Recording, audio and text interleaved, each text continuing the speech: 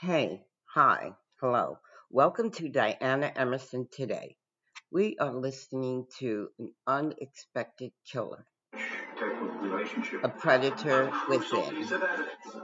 There was some material Yes. under the fingernails of her left hand. Shines a light on a dangerous predator no one saw coming. I was very shocked. I think everybody was. He was not the man we thought he was. I don't think I would ever expect that outcome at all.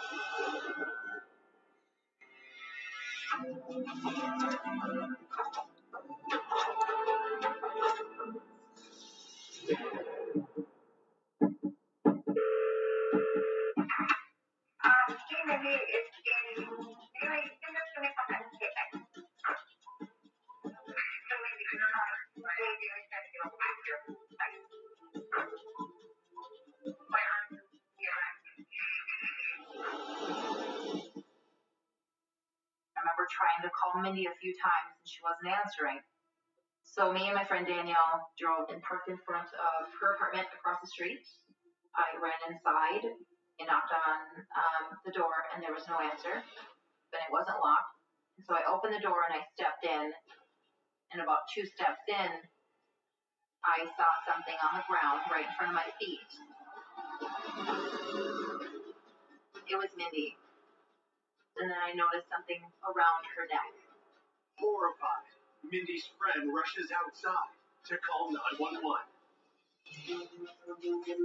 About 10 minutes before 9 o'clock at night, dispatch called me at my house and said that they got a hysterical caller on the phone. I got the address and it was 1 block from my house. When I arrived, both Danielle and Tony were very distraught, very upset. The apartment was located on the second floor of the building. As I entered, I could smell a very strong odor like an ammonia disinfectant. The body of the victim was laying across the entry hallway. And it appeared her throat had been half cut open. Detectives begin their investigation and identify the victim as 22-year-old college senior Mindy Morgenstern. I knew Mindy. She was a student at the college. I'd seen her at a lot of their events. And to see that it was her, I was really surprised and quite shocked. There was a belt wrapped around her neck and appeared to be a broken off knife still stuck in her throat. It appeared that the belt was applied to the neck prior to the neck being cut. Investigators find an empty bottle of disinfectant beside the body. Somebody had poured the disinfectant over her body, possibly trying to destroy any type of evidence. The killer tried to cover their tracks, but investigators find something they missed. There was some material under the fingernails of her left hand where possibly Mindy had scratched her assailant. We felt that this was going to be a DNA forensic type case based on materials that were found on Mindy's fingernails. And to preserve that, the hands are placed in bags for autopsy. She had a purse around her right arm. Her wallet was laying just outside of the purse. It didn't appear that they'd been gone through or anything removed from them. There was clean laundry around the body and a laundry basket. It almost appeared as if she was attacked as she was going in the door with that laundry. It did not look like the apartment had been ransacked or gone through, so it didn't appear that theft was a motive in this killing. There was no sign of any forced entry into the apartment. It told us that the person was either in her apartment or followed her in. Her cell phone was located, and the first missed call on that phone was at 12:47 p.m. on September 13th. That gave us some indication as to what time the attack may have occurred. By 10 p.m., More than 9 hours after the first missed call, detectives have little to go on as they work into the night at the crime scene. When we first left the scene the following morning, we had no clear indication of who may have done this. Police reach Mindy's sister to inform her of the murder, and she delivers the tragic news to her parents. Front doorbell rang. And I said, "Who's there?" And Rebecca, our daughter, she said, "It's me, Dad. You've got some bad news." And then Rebecca said to me that, "Mom, Mindy is dead." It was just like somebody taking a knife and just sticking it right into your heart. I just wanted to try to just say, no, this isn't real, this didn't happen. I didn't want it to be true. She had such a loving heart, and I loved her very much. Born in Bogota, Colombia on April 29, 1984, Mindy was adopted as a baby by Valley City farmers Larry and Eunice Morgenstern. The first time I saw Mindy, she had the biggest, darkest, most beautiful eyes that I've ever seen. It was very amazing to see this little character in the basket that she brought home to be part of our family. Mindy was the youngest of 4 Morgenstern children, 3 of them adopted by Larry and Eunice. Mindy was very much a tomboy, and as she grew up, she got so beautiful. She didn't really realize that she would be looked upon as somebody that would turn boys' heads. After high school, Mindy moved to Valley City and dove headlong into college life. She just seemed to enjoy all the friends that she had there. Mindy was a very friendly, outgoing, bubbly person. She always seemed to be happy. She had a light in her eyes, and she accepted everyone. Mindy's future was looking bright until the stunning attack that cut her down in her prime. It was very difficult to see Mindy's body in the condition that it was in when we found her. I want to find out who did this, because she was loved by a lot of people in our community. Back at the crime scene, Mindy's 2 friends tell detectives they weren't the only ones to see Mindy's body. When Tony found Mindy at the scene, she screamed, which alerted a man in the neighboring apartment to come out to see what was wrong. He was there when I first entered the apartment complex, and they showed me where Mindy was located. He told investigators that he checked for a pulse using the back of his hand to not leave any fingerprints on the victim. It was a little odd because people don't describe things like that, like using the back of their hand so they don't leave fingerprints and things like that. If he was there to help, I couldn't understand why he'd get worried about something like that. Police identify the man as Robert Linz and soon notice a telling detail about him. He had scratches on his hands that would correspond to someone trying to get your hands off of them when they were being attacked. Had Mindy scratched Robert as she fought for her life? Robert Linz, having those scratches, being in the same building, he certainly needed to be looked at. A lot of times, the crime scene is a person that committed the crime, and if any evidence of them is found, they have an excuse for saying life considered. Coming up, detectives uncover a world of secrets. I don't want you talking to her. It turned out upon checking his background that he had a felony record. And as they zero in on a killer, I was absolutely certain we had the right guy. A stunning setback turns the case on its head. I just thought, it's all over with now. They're going to let him go. This case was a shock to everybody. When we found out who the person was, it was just, wow.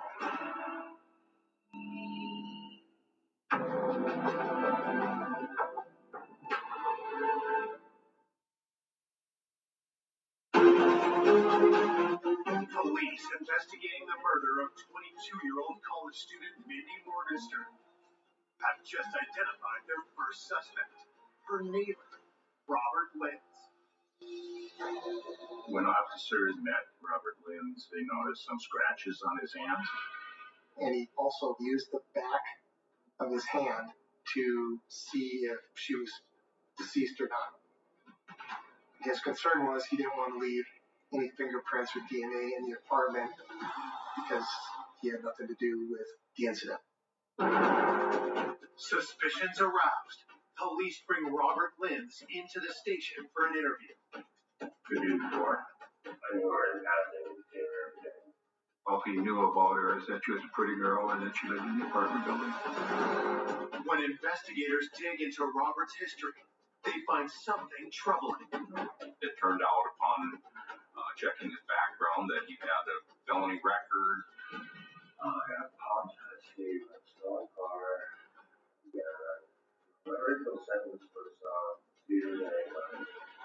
Robert Lenz was in the criminal system out in California. He's street smart, and he knew not to leave fingerprints at a crime scene. Detectives ask Robert how he got the scratches on his hands. Oh, your hands are really cut up and stuff. Is that normal work? Yeah, this is everything thing. That makes me, yeah, all day long, still. I get cut pretty bad. He claimed he worked at a place where they built steel buildings and stuff like that, and he got the bruises on his hands from his job. Police cut to the chase and ask Robert where he was on the day Mindy was murdered. I wasn't there anything on a regular day where, but then when we started, I started like there like 5 to 7. Robert Lenz told investigators that he had been at work that day from 7 in the morning, and he didn't arrive home at his apartment until about 5:30. We talked to his employer. He did work all day. He did work with steel, so it was very easy for him to cut his hands. So there was really nothing to put him at that apartment at the time the crime occurred. Still, police aren't ready to rule out Robert just yet. We asked him to provide DNA sample, which he agreed to. While they await DNA test results, police canvass Mindy's neighbors. We were looking for anybody that might have seen something, heard something, so we can get a better timeline as far as when this might have happened. While going door to door, investigators are pleased to see a familiar face. As I was collecting statements outside, I saw Mo Gibbs. He had been living in the apartment building with his wife and stepdaughter. Mo works at the Barnes County Jail, and due to the fact that he was a correctional officer, I would run into him quite often while he was working. And I also knew Mo because we played on the co-ed softball tournament together. The guy in his position probably would be an excellent witness if he had seen or heard anything. Mo Gibbs said that he knew Mindy as a person that lived in the building. He had seen her come and go. The investigator asked Mo if he noticed anything unusual that afternoon. Mo had said that he went with his wife and stepdaughter for lunch, then came back to the apartment at about 12:45 and started packing and loading boxes as he and his wife were going to be moving out of the apartment. He mentioned that when he went into the apartment complex, he could smell a strong, distinct odor of disinfectant. Other than that, he claimed that he didn't hear or see anything. So we were working with the timeline between the first missed call at 12:47 p.m. and the disinfectant being smelled shortly after 1 o'clock p.m. So we figured she probably was deceased prior to 1 o'clock in the afternoon. To rule them out, police collect DNA samples from Mo and the other building residents. All the DNA samples taken during our interviews were sent to the state crime lab. In search of new leads, detectives turn to Mindy's loved ones. I just didn't think there was anybody that would want to do anything like that to her. Investigators push Mindy's parents to think hard about anyone who might have had a problem with her. Mindy's mother mentioned that Tony had had this boyfriend that wasn't such a nice person. His name was James.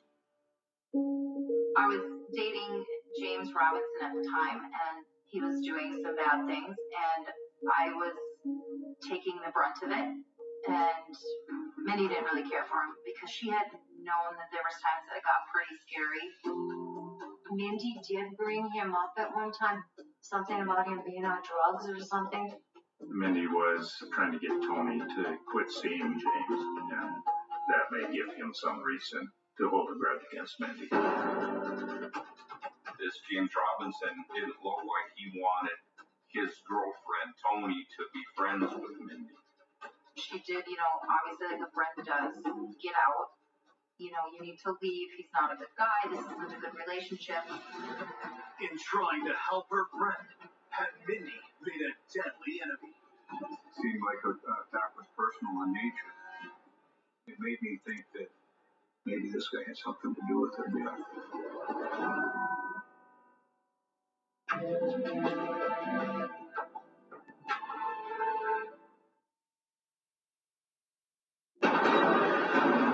Investigators are hunting for the killer of popular college student Mindy Morgenstern.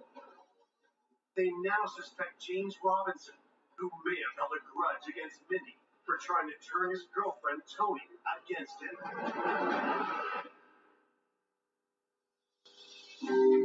So James was called in to do an interview to see what we could glean from him. Did he know Mindy? I knew her from going to the phone to work, and she'd be there or whatever. We'd be together every once in a while. Police ask James if he has a criminal record. James said that he had, in the past, had trouble with illegal drugs. He had been charged, but he was trying to stay out of that lifestyle. As James talks, detectives notice suspicious cuts on his hands. Look at your hand. Yeah, I was wondering what they feel. Blood like something here. It looks pretty fresh. Police press James on his whereabouts at the time of the murder. What were you doing during the day? I know I had 4 hours with me. They said it was supposed to do it. James told investigators that he went to do community service from these previous charges. He then went to a friend's house and went back home sometime 5 o'clock or later. We checked, and it was verified that he had been at those locations that day. Even though James's alibi checks out, investigators collect a DNA sample in order to officially rule him out. As they review evidence from the crime scene, autopsy results arrive. The autopsy of Mindy's body indicated that she had died from asphyxiation and due to the cuts to her neck. There was no indication that Mindy had been sexually assaulted. Still awaiting results on DNA collected from Mindy's fingernails, detectives turn to her coworkers for new leads. Mindy had been working at a restaurant in Valley City as a waitstaff. It was important to interview Mindy's coworkers and see if they knew of anyone unusual in the restaurant that stood out to them. There was a man that lived in the motor home across the street from the restaurant. Mindy told coworkers that he made her feel really uneasy, and he's always in there bothering them. So, hearing that information, we decided to interview him. What's your full name? Well, Albert Walter. So how long have you been in Valley Street? Well, I don't know. You could say I'm a drifter, but Mr. Walters didn't have any ties to the area, just kind of an odd character. you remember anything particular you did on Monday? Oh, Oh, that was the day that could change the oil in the motorhome. He really didn't have a good alibi for when Mindy was murdered. Just as with previous suspects, detectives spot a potentially damning clue. I don't got a market trip. Yeah, I'll probably be good then. When I put that oil filter on. Have you had any type of altercation or disagreement in any of the restaurants with anybody? Can't think of any. Claimed he never bothered anybody in the restaurant where Mindy worked. Claimed he didn't know who she was. But Mindy's coworkers tell a different story. They all said that he was in it quite often. Mr. Walters would have seen her coming and going at least. Would that give him a reason to follow her? We really didn't know at that point. Red flags were waving, of course, but I was real careful not to jump to any conclusions too early on in the investigation. Detectives collect Ralph's DNA and let him go. But they're not ready to clear him just yet. We keep him on the list. We're hoping DNA samples, if he was involved, would eventually tie him into it. 2 days after the murder, the wait for answers starts to take a toll on Mindy's family. That was the hard part. Not knowing what was going on and what happened and why. It was like living someplace in another world, and you just wanted answers. 3 days into the investigation, detectives catch a break when they find disturbing voicemails left on Mindy's phone after she was dead. That is a nice number. Sweetie, I miss you. I love you. Your mind's breaking. Please help me, baby. I can't get to you without you. Please help me. Some way. Help me.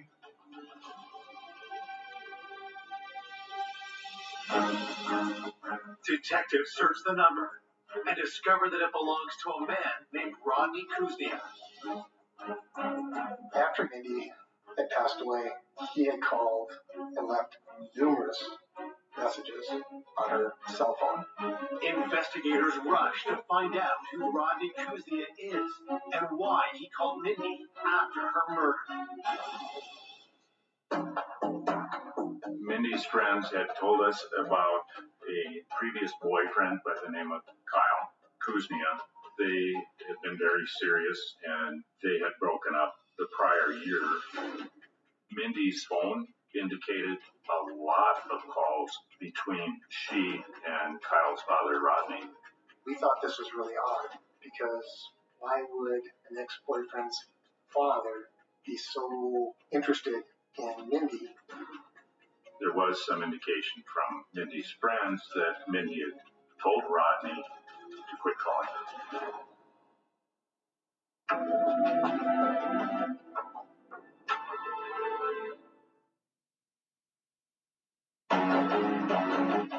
It's been 3 days since 22-year-old Mindy Morgenstern was found brutally murdered in her apartment. Police have a new suspect, an ex-boyfriend's father who left suspicious voicemails for Mindy after her death. This is Ron. I know what happened to you. Please don't get your voice. Can't think. I love you, kid. You got 6 beautiful flowers. I'm sorry that happened that way. It happened to you. It just was really odd why Mindy's ex-boyfriend's father was leaving these messages, why he was so infatuated with her, and obviously he had feelings for her. Eager to learn more about Mindy's communication with Rodney, detectives start by questioning his son, Kyle. Kyle was Mindy's ex-boyfriend, and Mindy, I think, still had feelings for Kyle. It was found that Kyle had broken off his relationship with her a year before and was planning to get married to someone else. And had really had very little contact with Mindy since that time that they had broken up. I feel a little bad. I mean, I handled it a little bit. Did you get any other contact?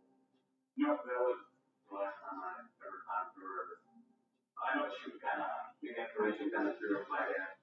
Giving her looking into thought.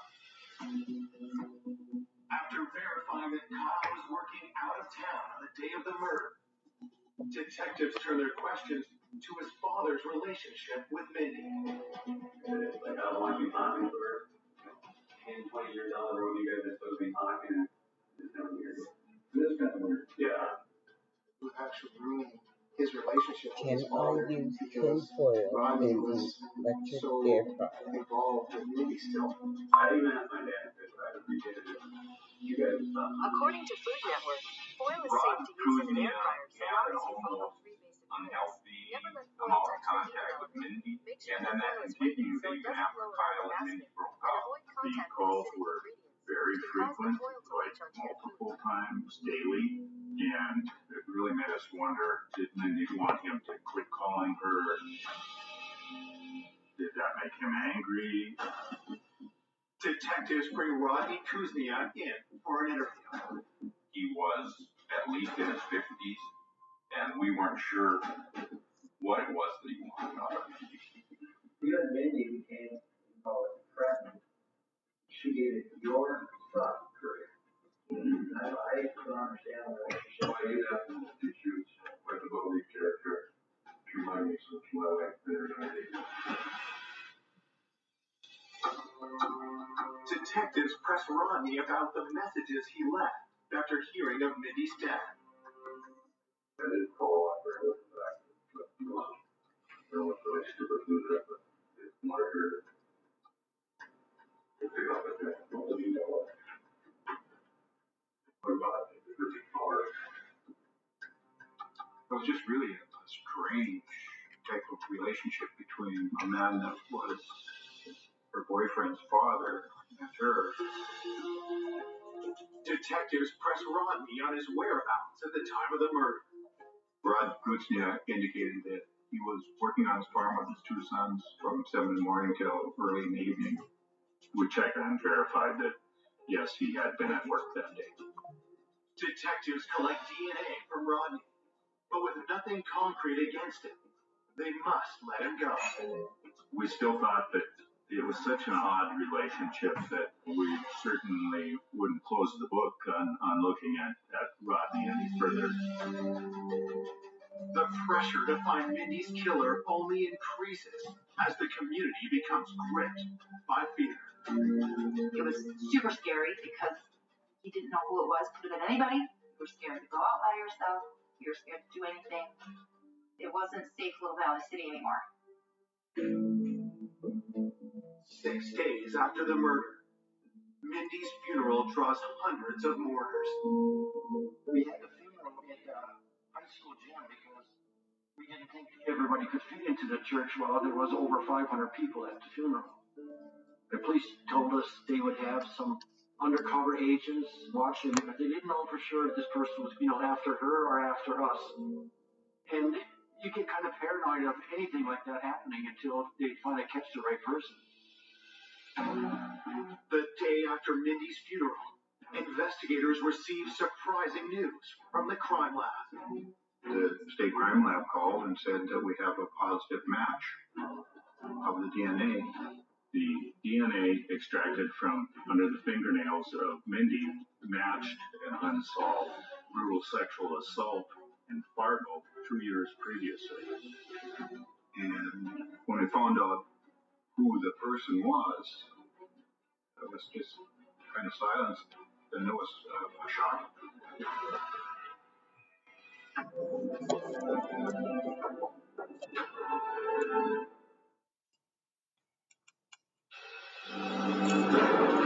One week after the murder of 22-year-old Mindy Morgenstern, detectives received DNA test results that turn the case on its head.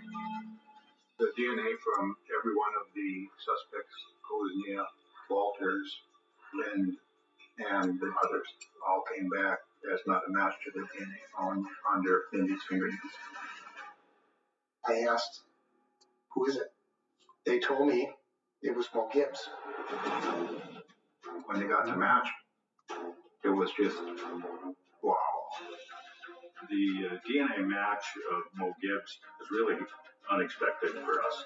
I knew him personally. He was a correctional officer, and it really caught me off guard that somebody in the law enforcement community would have done something like this. When detectives look deep into Mo's background, they discover a hidden past. Mo Gibbs was not the man we thought he was. When we started digging into his background, we found out that he'd actually changed his name. We found out that he was involved in a drive-by shooting, and he had served 5 years in prison.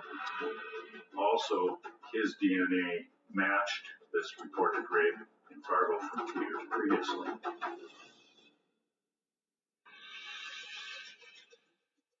Given Mo's violent criminal past, detectives come up with a strategy to lure him into the station.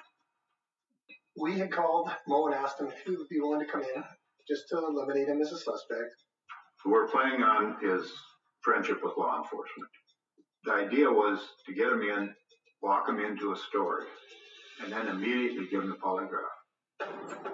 Mo Gibbs lived in the apartment building that Mindy lived in, and he said that he had seen her around, but he really didn't know her at all.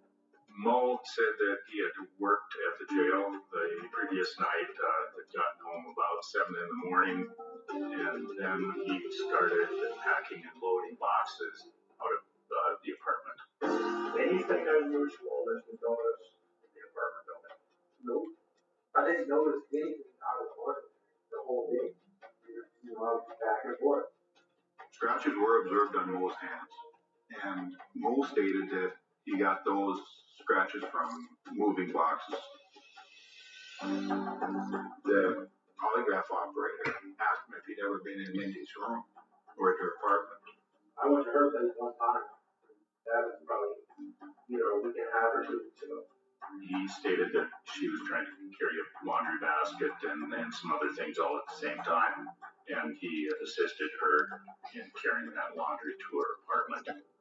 I'm thinking that he wanted to have an excuse for having evidence in that apartment. With Mo's story in place, the polygraph can begin. Regarding Mindy's death, can you truthfully answer most questions? Yes. Did you injure Mindy to cause her death? No. At the conclusion of the polygraph examination, the examiner felt that there was some indication of deception. What would have indication there that something's bothering you about this? I guess I just want to try and get it resolved. I mean, I don't know nothing about it. As far as anything else, I wasn't there, so it's not bothering me that I know of it. Because I know of it. Okay. What do you know about DNA? Nothing. How would you feel if I told you that your DNA? You want to be annoying, then keep back. Come on, back. There we go. Right there. Okay. At that point, we didn't think that he was really going to Stop. No, I'm not going to pet you right now. Okay. No. You're going to... I said stop. Stop. Now back. Eddie, sit back. There is nothing for you here. We can't argue with that. Plus, I'm going to let you know something else here. The DNA that they matched, that they brought up, it also matches You're going to be DNA in that was found on a pain, right? girl that was sexually assaulted 2 years ago in Fargo. Okay. Stop. Eddie, I said stop. Charged with murder. You said it was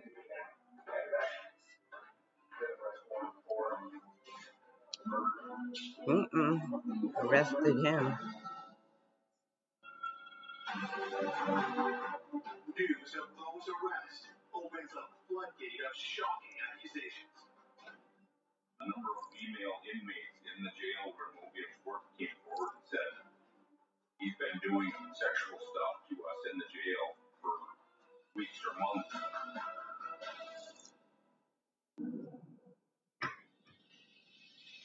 Mo is charged with 6 felonies for the sexual assaults and 1 count of first-degree murder. It was a very, very much shock when they revealed who was arrested. I was very surprised and very shocked due to the fact I knew him personally, but it was a great feeling to get the person who had done this horrific crime. We went to trial in Minot, North Dakota, provided evidence to the jury there about the DNA under her fingernails, the scratches on his hand. Despite the evidence against him, Mo's lawyers mount a strong defense. Their argument was that DNA found in Mindy's fingernails was probably touch DNA that she got from doorknobs that Mo Gibbs had been touching. I went into the jury deliberations believing strongly that we proved our case beyond a reasonable doubt. On July 12, 2007, the jury returns to the courtroom with news that takes everyone by surprise. The jury deliberated for a fair period of time and came back as a hung jury and could not reach a decision. We were so sure he was gonna go down, but they just got him off. You kind of went home and you were thinking, what are we gonna do now?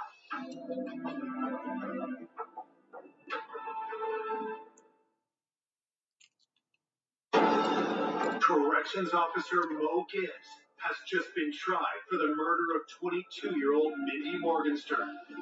But when the verdict comes back, a hung jury, Mindy's loved ones are left fearing the worst. I was very shocked. I think everybody was. I don't think I would ever expect that outcome at all. When we heard it was a hung jury, I just thought, it's all over with now. They're going to let him go. Was it possible that Mo had not killed Mindy after all? Or was a murderer about to go free?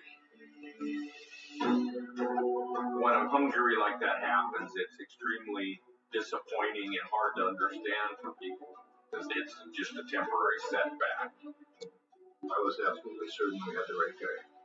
In the Minot trial, the defense, the one thing they really hung their hat on was that trying to say it was just touch DNA. We felt it was obvious that to get DNA under your fingernails, it wasn't from touching any kind of doorknob. So we wanted to totally rule that out, and we're able to find another expert to help us do that. On October 22nd, 2007, more than a year after Mindy's murder, Mo Gibbs goes on trial for the second time. The expert described this as a vigorous assault.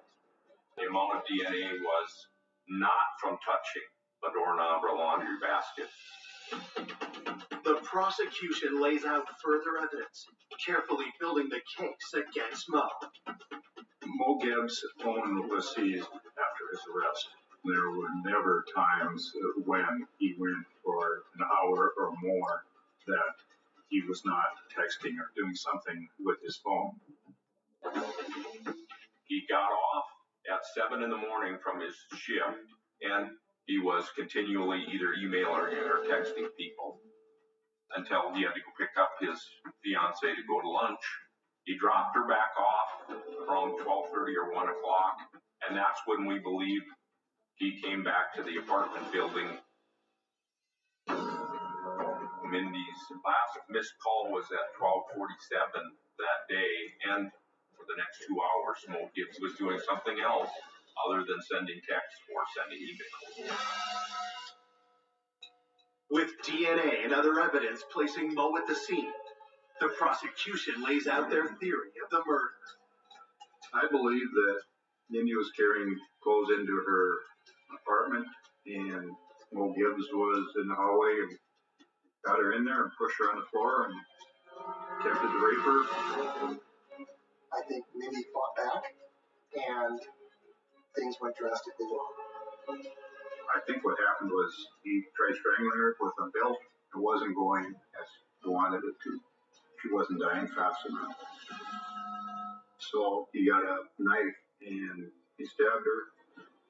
And then when he got done, he finds a cleaning solution, dumps it on her body.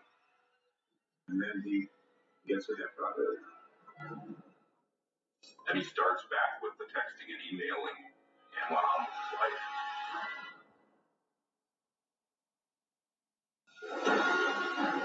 As Mo's second murder trial concludes, prosecutors have one final card to play. There was a cellmate of Mo Gibbs while he was awaiting trial that had told investigators that Mo had admitted to killing Mindy. Gibbs had told them that he'd done it, he'd do it again if he had the opportunity.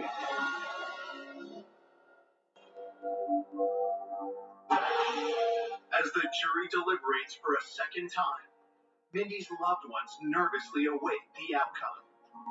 I was wondering what's going on. I wanted to know things. I wanted to hear what was coming out of their mouths. On November 16, 2007, after deliberating for over 27 hours, the jury returns with the verdict. We, the jury, do find the defendant, Mo M. Gibbs, guilty of the crime of murder. For killing Mindy Morgenstern, Mo Gibbs is sentenced to life without parole.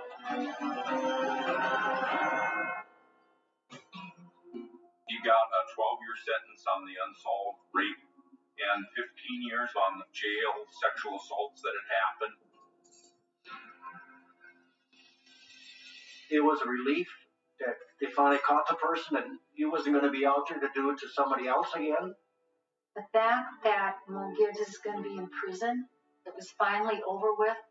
We could finally go on and just try to get through life the rest of the time that we had.